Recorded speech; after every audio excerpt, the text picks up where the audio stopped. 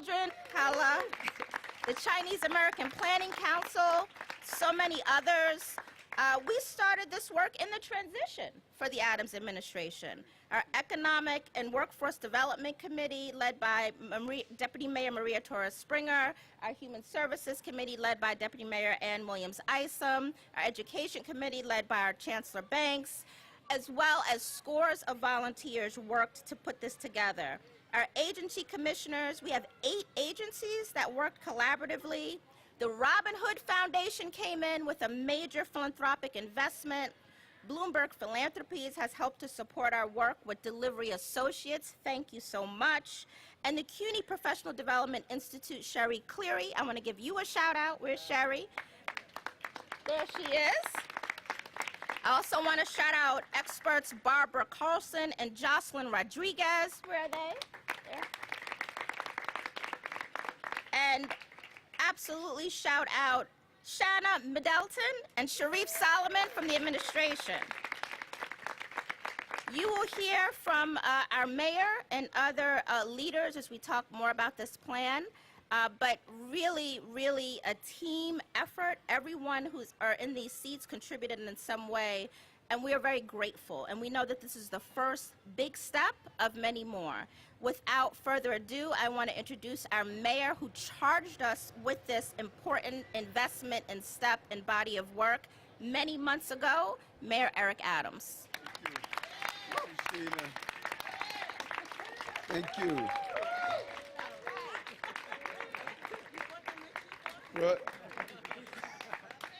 Brought my own posse. You know, there was let's be clear, America runs on child care.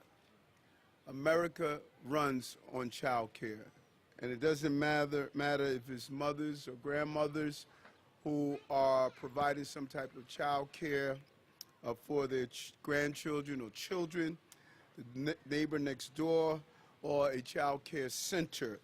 This country and this city wouldn't function without child care, and we're clear on that. And the more qualitative the product is, the more opportunities we are going to give children. We have been zero focus on this, from the Chancellor to all of the deputy mayors to our partners to the men and women who are behind us providing child care services to children.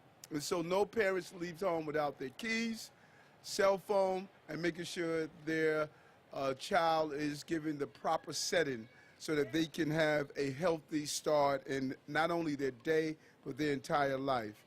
But here's a fact, and it is astonishing as we started to dig into this.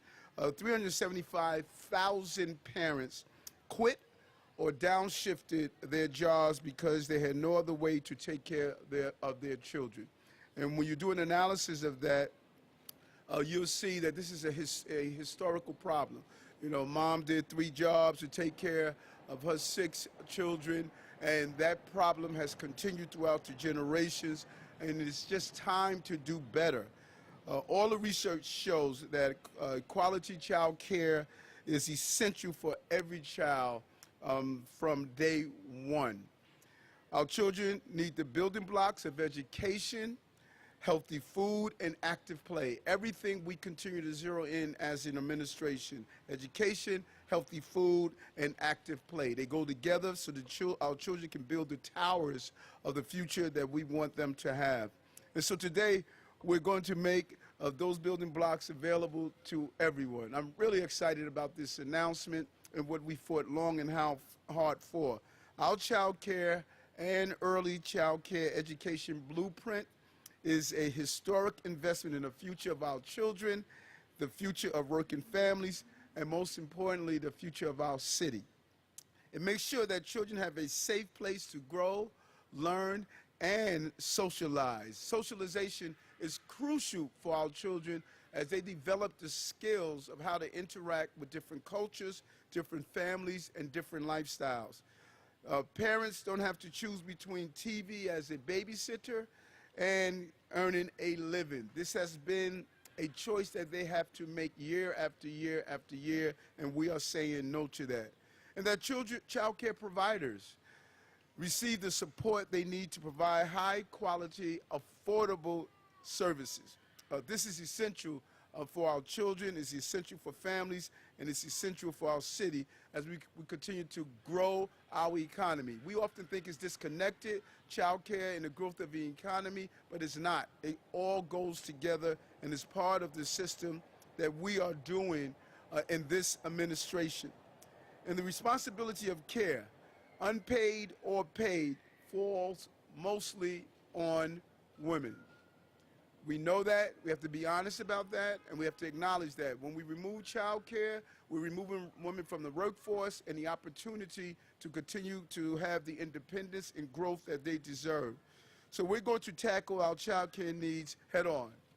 And we're going to meet it head on and make sure that we provide services and support to those who need our help the most. We're going to increase access to child care for more than 41,000 children across the city.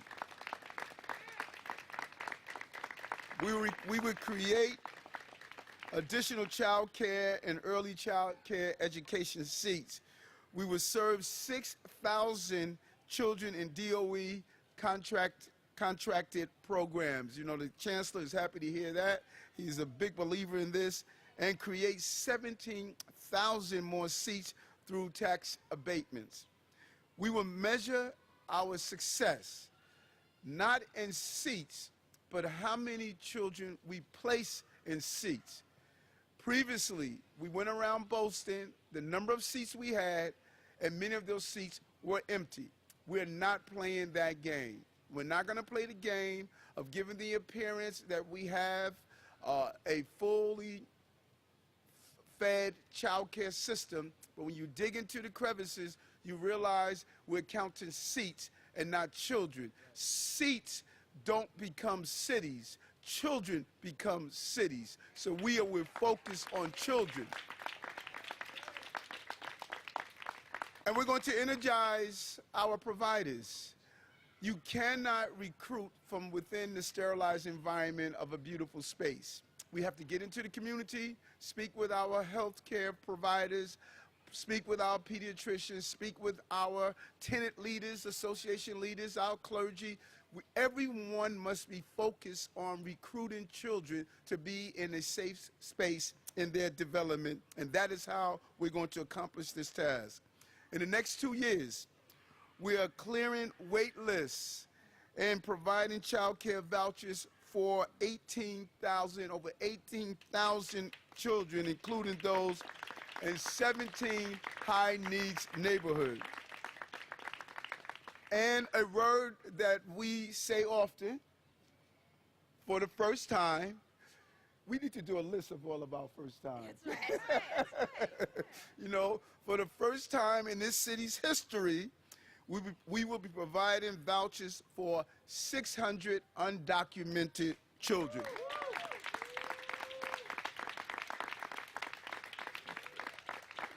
Because a child's future should not be based on documentation. It should be based on the destination of allowing him to or her to be ready for the future.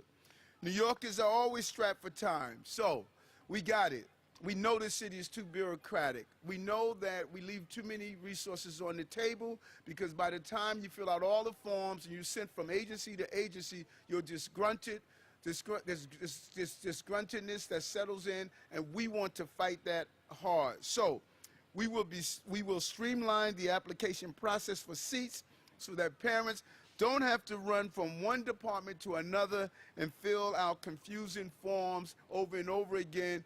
We're stopping that. We're streamlining. We're going to make technology work for us so that we can work for our families.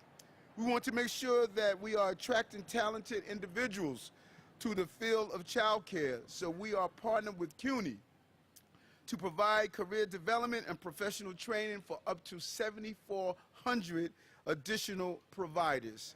And we're hiring additional staff to eliminate unnecessary delays in background checks.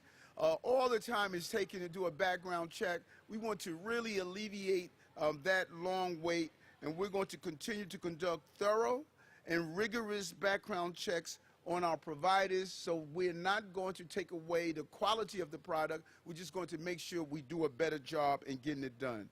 Finally, we are creating a new office of child care and early education at City Hall to coordinate all of our efforts in establishing an advisory council.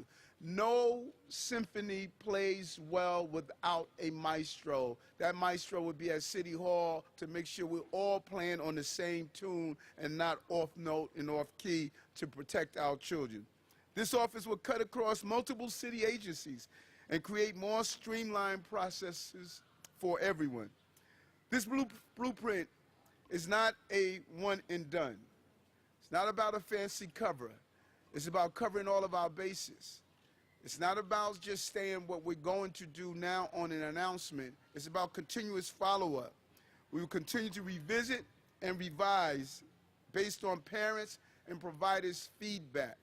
This administration is not afraid to pivot and shift if we see something that's not working. We're not going to stay just because we announce something. We're going to continue to know if it's not producing the product that we want. We are unafraid about pivoting and shifting to get the product that New Yorkers deserve. And so as Deputy Mayor Wright states, it takes a village to raise a child. But let me modernize that. It takes a city to raise a child. And this is the city of raising children. Not just any city. This is New York City. This is a place from we're going to getting nothing done to a place we're going to get stuff done. New York, GSD, get stuff done. Congratulations, team. Thank you so much, Mayor Adams. We are really thrilled that two of our key leaders who really are going to be the tip of the spear of getting it done and executing and implementing are here today. Deputy Chancellor Kara Ahmed, who leads the Early Childhood Education Division of the New York City Public Schools, as well as our Commissioner for the Administration for Children's Services, just Dan Hauser here, who'll speak in a minute. As the mayor said, that this is a really important first step. I also want to point out that 96% of the people who run child care programs are women of color. They are Black, brown, and Asian. So this is going to have a tremendous impact on that community as well, which is critically important. And that we are really going to be targeting these vouchers to people that also are unhoused currently and in other high-need communities. So with that, I want to turn it over to Commissioner Dan Hauser.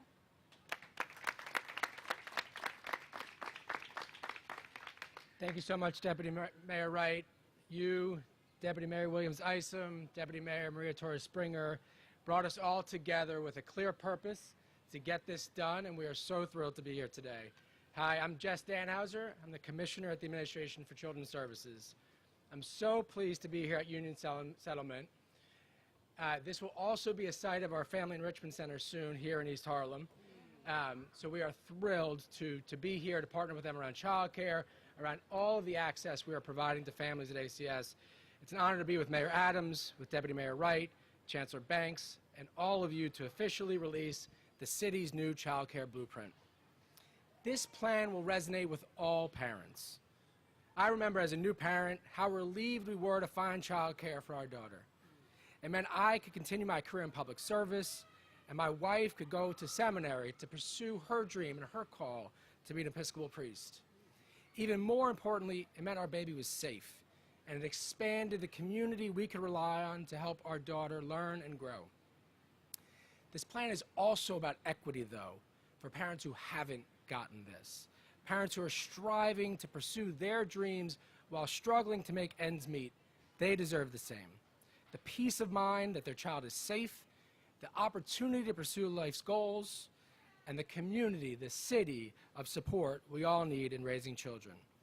And this blueprint will provide thousands more parents with exactly that. I'm proud that ACS will play such a critical role in expanding access to affordable child care across the city in collaboration with the mayor's team and our city agency partners. We are currently in the process of reaching out to the parents of every child on the voucher wait list, and then providing child care assistance for those who are eligible.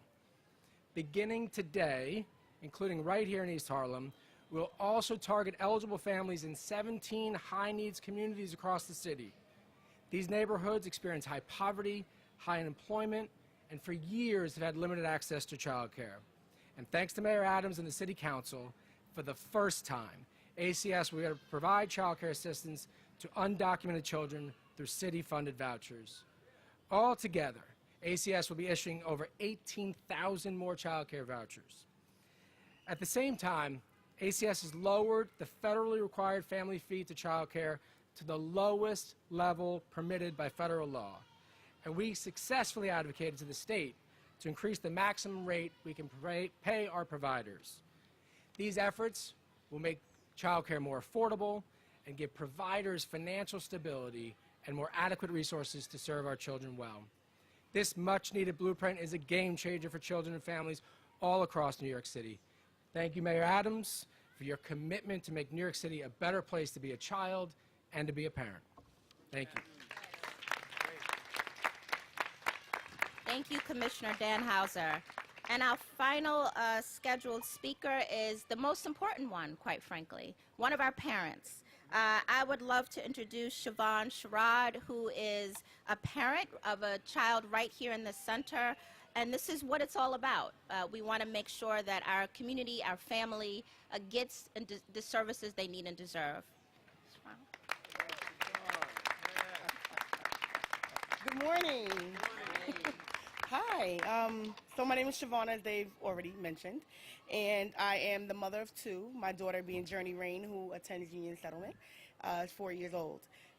My daughter has been going to Union Settlement for 2 years, and it was important for her to be here because I suffered a brain injury in 2014, which rendered me disabled and unable to work, where I worked with disengaged youth for 20 plus years. So understanding child care and adulthood and that transition is very important because I've done it all my life.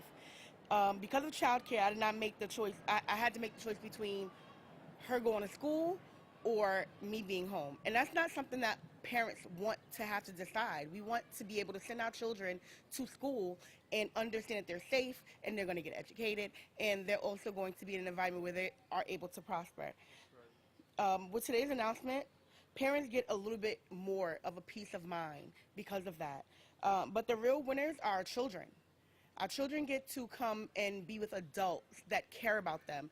And especially with the announcement, like some of the things that were said, the positions that are opening is amazing because it's very, very limited. And we don't always get to see the outcome of great educators and great child providers and those that care about our children.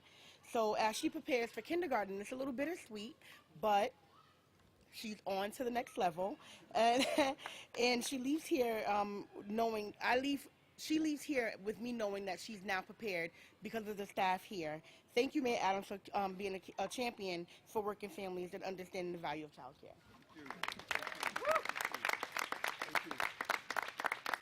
And I don't even know how it's possible for us to talk about children without having our Chancellor speak. Come on, say a few words, Chancellor.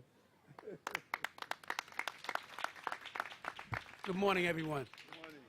I just think it's critically important that we recognize that early childhood education is essential for everything that we're trying to do at New York City Public Schools. Right. If we don't establish the foundation on that birth to 5 continuum, we will continue to fight an uphill battle.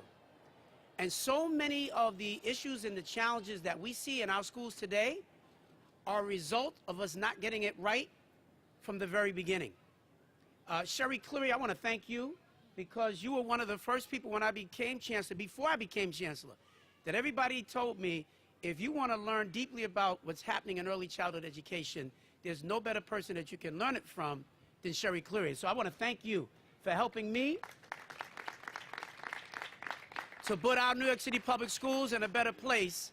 And it was Sherry, in fact, who was the one who made the recommendation of the person who went on to become our Deputy Chancellor for Early Childhood Education. who I didn't know, but Sherry was the one who said it, is the best person that you can pick. Stand up again, please, Dr. Kara Ahmed, who is leading this work for us. And I appreciate you, and I appreciate your leadership, and I know how hard you are working and fighting. We say this all the time. Bright starts will help to produce bold futures. And we've got to get it right. And all the work that is happening here that the mayor has entrusted his team to lead, and Deputy Mayor Wright, and so many others to drive this work on behalf of our youngest children. We get it right with them. We give everybody else the best chance to be most successful. Thank you.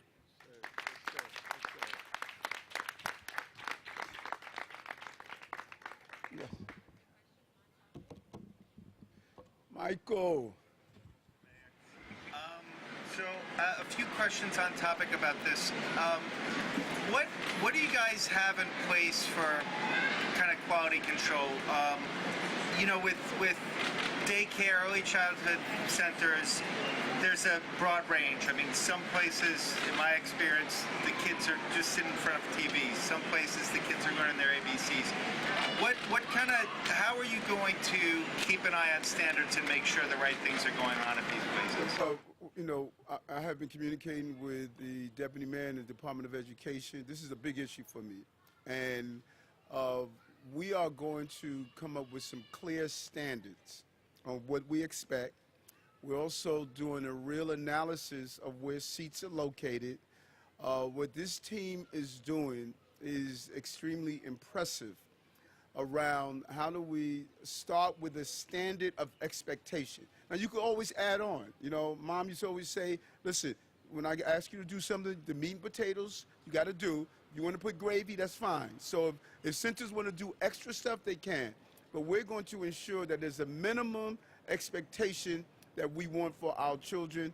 And you're going to see that with some of the systems that we are rolling out and how we're going to monitor that expectation. Now, you've been at many of my press conferences. I said it over and over again.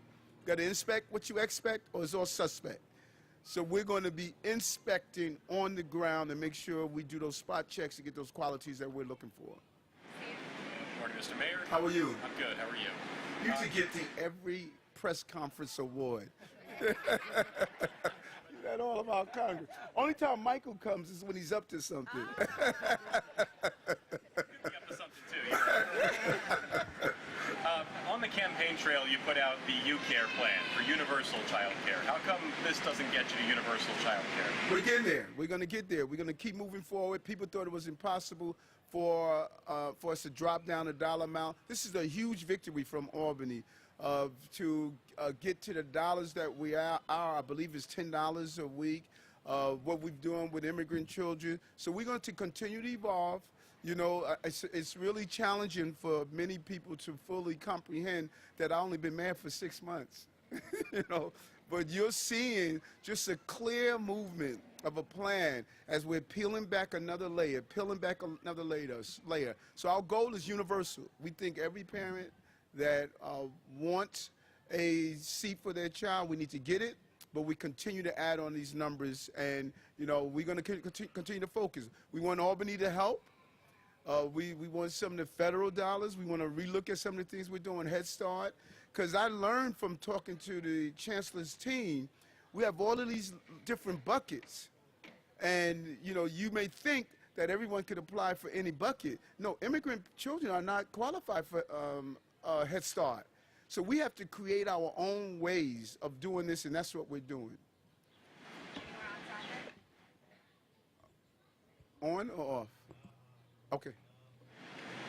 So, in looking through the plan, I noticed there's some aspects of it, and don't quote me on this, but I think the minimum floor ceiling on wages, there has to be legislation on the state level. I noticed some of the legislation is already passed and in place, but what needs to be implemented as far as a kind of legal perspective to achieve the goals that you've laid out in the plan? Anyone want to answer? Thank you. Really importantly, the state raised the maximum from 100% of the federal poverty line to 300%. So now a family of 4 making about $83,000 a year can qualify. So that is a huge win. What we're asking the state to also consider is to eliminate the minimum wage floor, which is very surprising. It was surprising to me to learn as I became ACS commissioner. And if you don't make minimum wage, you don't qualify for child care. So our gig workers, folks who work in lots of different parts of the economy, don't qualify even though they are struggling to make ends meet the most. And so we're calling on the state to engage with us on that important issue. Range do you want people to be eligible under as far as like wages from like who qualifies for the plan? We think 300% of the federal poverty line is the right place to be. That family of 4 are around $83,000. So we're really thrilled about that. Again, we're also dropping costs for families. So for a family who's making less than the federal poverty line, they're going to pay $1 a week. If you make over 100% of the federal poverty line, it'll be 1% of your income beyond the 100%. So that drops it from what was around 10%. So this will make it a lot more affordable for families. I'll do a few on topic, so off topic. So we're gonna excuse y'all. Y'all don't want to deal with this combat.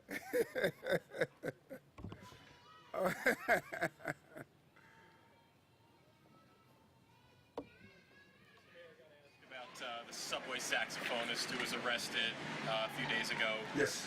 I know you've said that police have a job to do in the subway. Is there any discretion for someone who's A, been there for years, and B, seems to spread happiness? As folks lamenting that this guy was just there to be a positive influence on the subway ecosystem. How did it result in that video that we saw? The homeless people living in encampments, they have been there for years. People not paying their fare, they have been doing it for years. People disrupting and littering have been there for years. That's the problem. We have a subway system that is out of control. And the mandate was, Eric, we need to bring back control. So a passenger called and said, this person is taking up space on the platform, which can be very dangerous, by the way. So the police went and stated, sir, you can't take up this much space.